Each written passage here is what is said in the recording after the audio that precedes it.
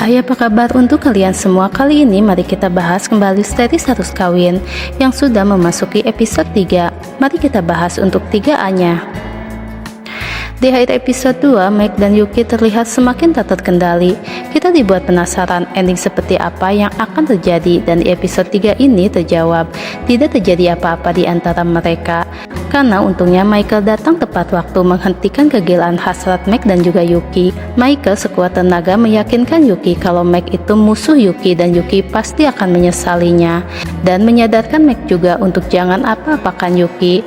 Dan Michael pun berhasil membawa Yuki dan bilang kalau Cindy dalam bahaya. Dan benar saja, Cindy semakin menggila saja terus menggoda Ron, yaitu pacar Valerie. Namun ketika Yuki, Mikey menghentikan Cindy, kegilaan lain terjadi.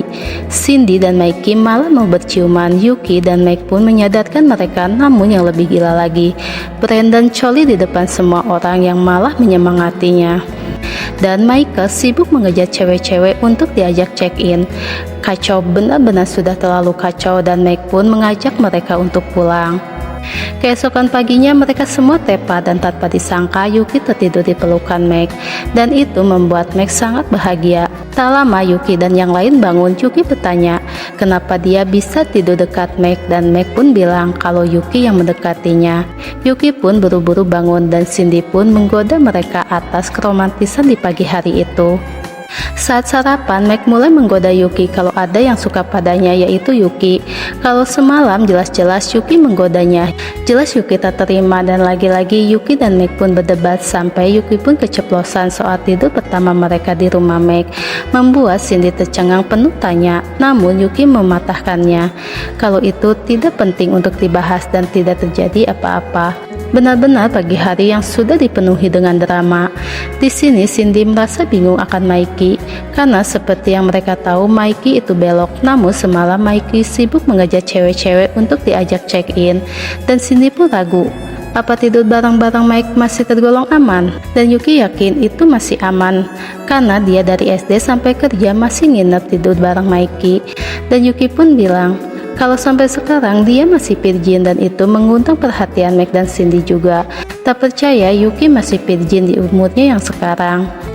Michael gak tahan dengan rumpian Cindy. Brandon pun bilang semalam Michael benar-benar buat mereka bingung. Apalagi Michael, dia juga heran dengan dirinya tadi malam. Dan Yuki pun bilang mereka harus mencari si Maker itu minuman apa yang dia kasih ke mereka, karena bukan hanya mengubah orientasi seksual mereka, tapi juga orientasi ketertarikan mereka.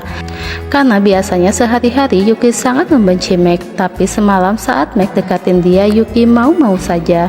Dan itu menurut Yuki pembunuhan karakter. Dan Mike tak terima karena Yuki lah yang mendekatinya dan Michael adalah saksinya. Cindy terkejut bertemu lagi dengan cowok yang semalam digodanya. Cindy, Yuki, dan Mikey mendekati Ron, dan Cindy pun meminta maaf. Di sini kita mengira Ron akan tertarik pada Yuki atau Cindy, namun nyatanya matanya malah melirik ke arah Michael dengan penuh terpesona. Saat Ron pergi, Yuki pun bilang kayaknya Ron lebih baik daripada Jeremy, mantan Cindy. Namun Michael bilang kalau Ron itu belok, membuat Yuki dan Cindy tak percaya. Di kediaman Mike ayahnya mengundang ibu Yuki dan Mikey, dan mereka pun video call Yuki dan yang lainnya, bertanya akan perkembangan mereka di sana. Yuki dan yang lainnya pun bercerita akan kegiatan mereka semalam di pesta itu dengan cerita yang gak masuk akal, dan itu buat orang tua mereka gak percaya. Saat Yuki akan berenang, Mike punya ide agar bisa berduaan dengan Yuki dengan mengimingi Mikey, Cindy, dan Brandon untuk pergi berbelanja sepuasnya menggunakan kartu kreditnya. Dan rencananya berhasil. Dengan senang hati mereka pun pergi untuk shopping, dan Mike pun tersenyum bahagia. Saat ketiganya sedang menikmati suasana pantai, ada Valerie, dan Brandon pun kembali hampir kambuh. Namun ternyata Valerie bersama Ron pacarnya, dan itu buat Brandon patah hati. Namun kembali Mikey bilang kalau Ron itu belok. Tercampur cemburu dan hasad, Brandon pun kembali coli mania ditemani oleh Mikey.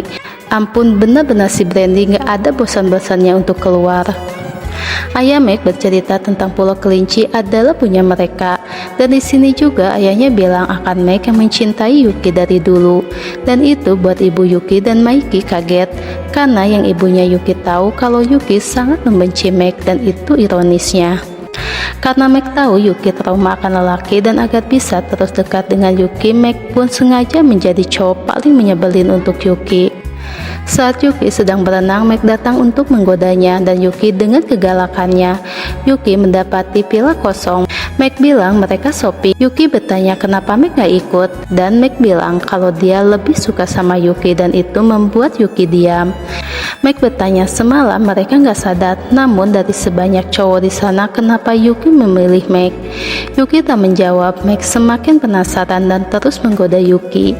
Kalau sebenarnya Yuki menyukainya, namun Yuki menyangkalnya, dan itu semakin membuat Meg terus menggodanya.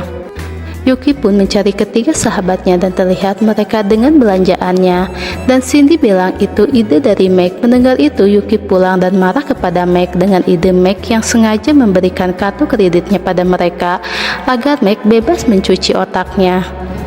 Dan itu buat Yuki keceplosan, namun Yuki kembali marah dan bilang kalaupun dia mau pacaran itu bukan dengan Meg, dan dia pun tak tertarik untuk cari cowok, namun bila itu untuk membuktikan Yuki gak masalah untuk cari cowok. Dan itu Meg anggap sebuah tantangan dan Yuki menerimanya tanpa pikir panjang. Tambah Cindy pun dimulai. Cindy kembali obses kepada mantannya. Mereka kadang baikan marahan seperti itu terus, dan itu buat Yuki tak tahan. Yuki pun memutuskan untuk pindah kamar di tempat Brandon. Saat di kamar barunya, Meg menghampiri, bilang kalau Yuki terlalu ribet soal Cindy. Yuki pun bilang kenapa Meg terlalu ribet urusin bagaimana cara dia bersikap.